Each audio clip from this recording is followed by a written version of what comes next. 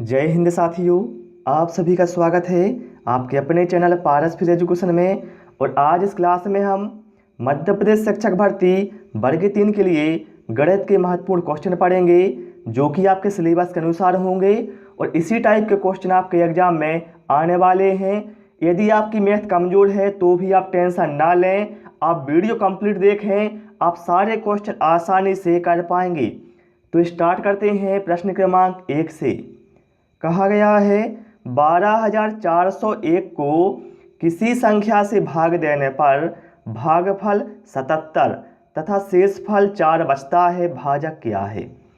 देखिए, सबसे पहले आपको पता होना चाहिए आखिर भाजक क्या होता है, भाज्य क्या होता है, भागफल क्या होता है, शेषफल क्या होता है। तो सबसे पहले मैं आपको बताता हूँ कि आखिर ये होते क्या हैं।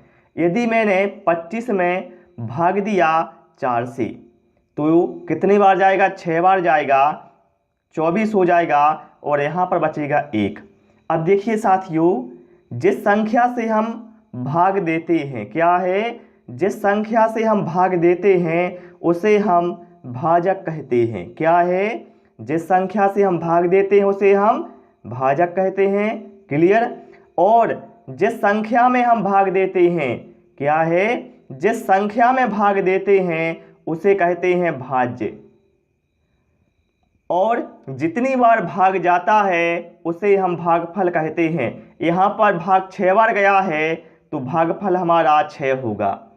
और शेषफल क्या है, जैसे यहाँ पर शेषफल क्या है, 1 बचा है तो 1 कहलाएगा हमारा शेषफल। ध्यान रखिए, जिससे भाग देते हैं उसे भाजक, जिस संख्या में भाग देते हैं उसे भाज्य, जितनी बार भाग जाता है उसे भागफल, और जो बचता है मतलब जो बचता है उसे क्या कहते हैं, हम शेषफल कहते हैं। तो इतना समझ गए आप लोग। तो चलिए यहाँ पर देखिए, संख्या कितनी है हमारी, 12,401 को हम भाग दे रहे हैं किसी संख्या से, तो भागफल हमें 77 और शेषफल 4 बचता है। तो बताना है भाजक क्या है। जो यहाँ पर संख्या है साथियों 12,401, ये क्या है, ये हमारी भाज्य होगी। क्या है, ये भाज्य है। ठीक है। और भागफल 77 है, शेषफल 4 है और हमें भाजक बताना है। तो साथियों इनमें एक रिलेशन होता है, इसको आप लोग ध्यान रखिए। रिलेशन क्या होता है, भाज्य बराबर होता है भाजक गुणित भागफल धन शेषफल। ये आपको ध्यान रखना है क्योंकि यहाँ से क्वेश्चन एग्जाम में बहुत ज़्यादा आते हैं। ठीक है। तो भाज्य क्या है हमारा, यहाँ पर आप देख सकते हैं 12,401 है तो हम यहाँ पर सारी वैल्यू रख देंगे। हमने क्या किया, यहाँ पर भाज्य का मान रख दिया 12,401। क्लियर। और भाजक निकालना है तो ना भाजक की जगह भाजक ही लिख दिया, भागफल की जगह लिख दिया 77 और शेषफल की जगह हमने 4 लिख दिया। इतना क्लियर हो गया आपको। अब क्या किया साथियों, हमने जो ये 4 है यहाँ पर प्लस का है, हम इसको इस साइड ले आएंगे तो 4 क्या है, माइनस का हो जाएगा। मतलब क्या है, 12,401 ऋण 4 बराबर भाजक गुणे 77, क्योंकि 4 यहाँ से इस साइड आ गया है। ठीक है।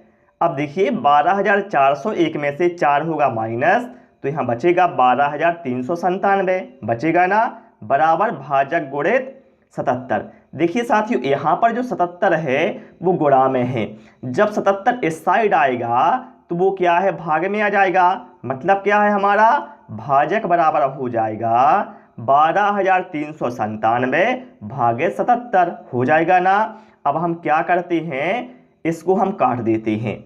कैसे काटेंगे, हम इसको काटते हैं 11 से काट देते हैं। देखिए 11 एकम 11, 11 सत्ते 77, 7 बार गया। अब इसको काटते हैं 11 एकम 11, अब यहाँ बचा 1 तो हो जाएगा 13, 11 एकम 11 बचेगा 2।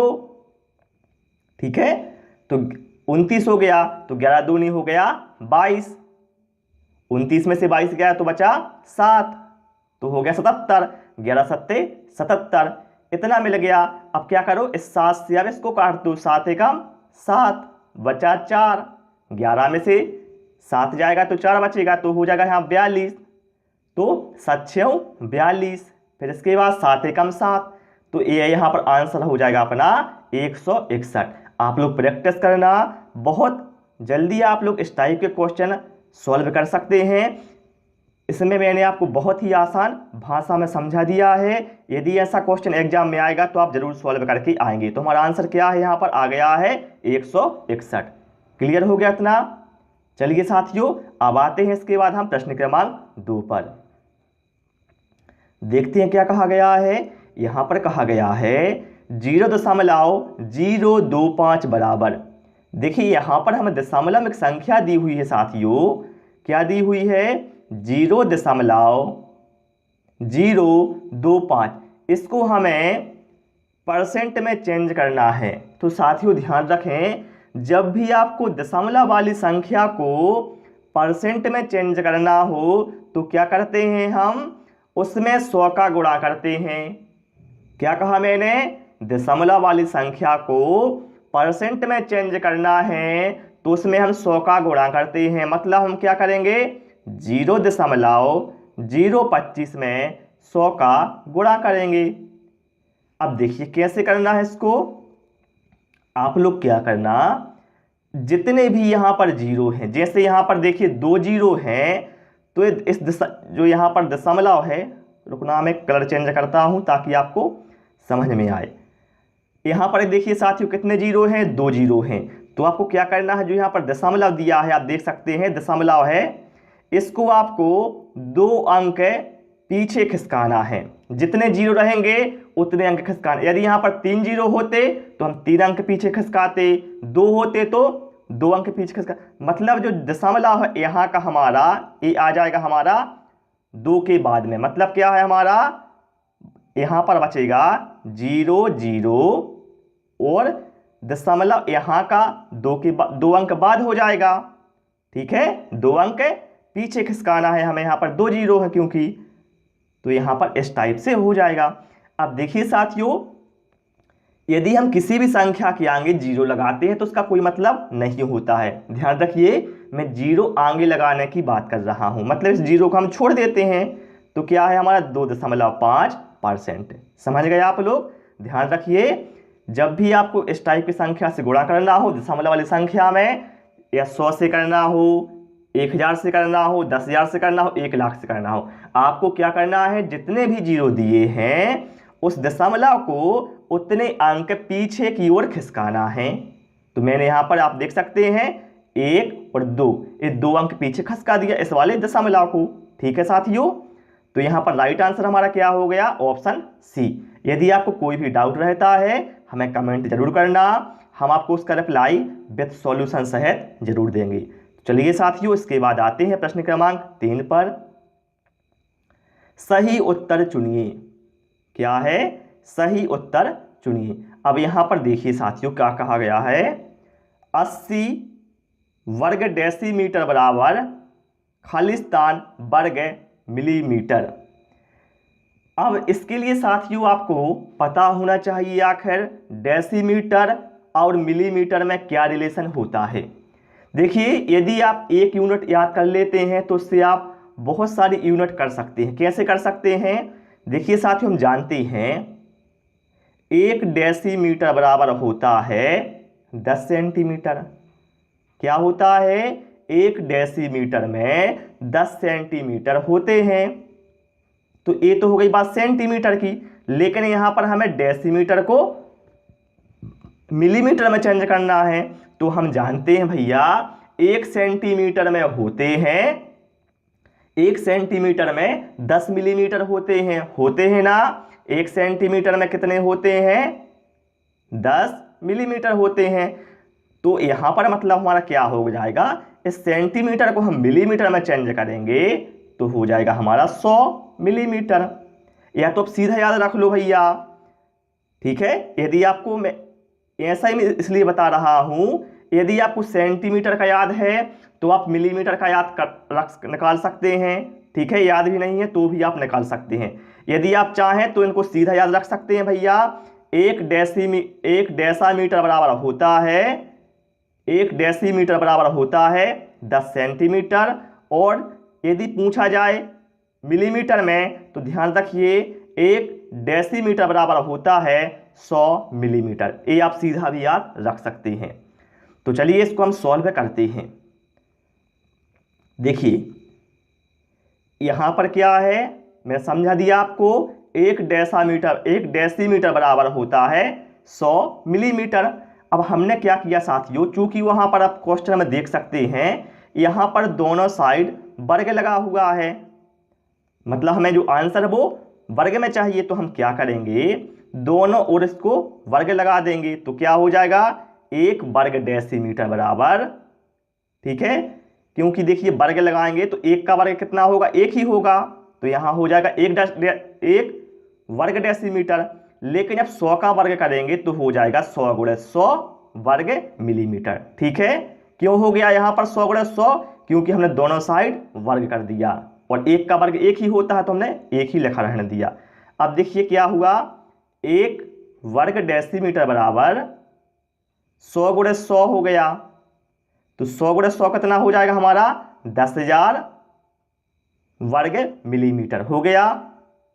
ये हमें रिलेशन मिल गया यहाँ से कि 1 वर्ग डेसीमीटर बराबर 10,000 मिलीमीटर। अब क्या करो आप लोग, हमें चाहिए है 80 वर्ग डेसीमीटर बराबर कितना होता है, तो अब दोनों साइड गुणा कर दो, 80 का इस साइड कर दो, 80 का उस साइड कर दो, तो 1 में गुणा किया 80 का तो हो जाएगा 80 वर्ग डेसीमीटर, और इसमें करेंगे 10,000 में गुणा करेंगे 80 का तो हो जाएगा 80 का गुणा करेंगे तो क्या होगा, देखिए 80 शून्यम शून्य, 80 शून्यम शून्य, 80 शून्यम शून्य, मतलब 4 जीरो है तो 4 जीरो लगा दिए और 80 लिख दिया उसके बाद। ठीक है, तो कितना हो जाएगा हमारा, इकाई, दहाई, सैकड़ा, हजार, 10,000, लाख, 8 लाख वर्ग मिलीमीटर। तो ऐसा दिया था साथियों हमें ऑप्शन डी में। और आप लोग बहुत सारे छात्र पता है मुझे कमेंट करेंगे, सर आप क्वेश्चन को लंबा खींच रहे हैं, लेकिन मैं आपको इसलिए बता रहा हूं ऐसा, ताकि यदि आपकी मैथ कमजोर है तो भी आपको आसानी से समझ में आ जाए। ठीक है, इसलिए मैं आपको इसको बहुत शॉर्ट ट्रैक में नहीं कर रहा हूं, क्योंकि बहुत सारे छात्र बोलते हैं सर आप थोड़ा एक्सप्लेन भी इसको अच्छे से करते जाएं। चलिए इसके बाद आते हैं प्रश्न क्रमांक 4 पर। देखिए कहा गया है, एक आयताकार शीट का क्षेत्रफल 480 वर्ग सेंटीमीटर है, यदि इसकी चौड़ाई 12 सेंटीमीटर हो तो शीट का परिमाप क्या होगा। देखिए आयताकार शीट का क्षेत्रफल है 480 वर्ग सेंटीमीटर और चौड़ाई है उसकी 12 सेंटीमीटर, शीट का परिमाप बताना है। भैया हम जानते हैं कोई भी आयताकार वस्तु है उसका जो क्षेत्रफल होता है वो होता है, क्या होता है, लंबाई गुणे चौड़ाई होता है। तो यहाँ पर हम वैल्यू रख देंगे, क्षेत्रफल कितना है 480 बराबर, लंबाई हमें नहीं पता है, चौड़ाई कितनी है 12। अब क्या होगा, जो 12 है वो 480 के भाग में आ जाएगा, मतलब क्या है, लंबाई बराबर हो जाएगा हमारा 480 भागित 12, तो 12 एकम 12, 12 चौकी 48 और 0 का 0, तो लंबाई आ गई हमारी 40 सेंटीमीटर। ठीक है साथियों, लंबाई कितनी आ गई हमारी 40 सेंटीमीटर, और हमारी चौड़ाई हमें यहाँ दी हुई थी 12 सेंटीमीटर। अब यहाँ हमें निकालना परिमाप, तो आयत का परिमाप कितना होता है, 2 ब्रैकेट में लंबाई धन चौड़ाई, तो हम क्या करेंगे 2 लिखेंगे, लंबाई और चौड़ाई का योग कितना हो जाएगा 40 और 12 कितना हो जाएगा 52, 52 गुणे 2 कितना हो जाएगा 104। तो ऑप्शन ए यहाँ पर राइट आंसर हमारा साथियों हो जाएगा। ठीक है, तो डियर साथियों इस क्लास में हमने इतने ही क्वेश्चन इंक्लूड किए थे। क्लास पसंद आई हो साथियों, वीडियो को लाइक करें, दोस्तों के साथ शेयर करें, और नए नए वीडियो पाने के लिए चैनल को जरूर सब्सक्राइब कर लें साथियों। ठीक है,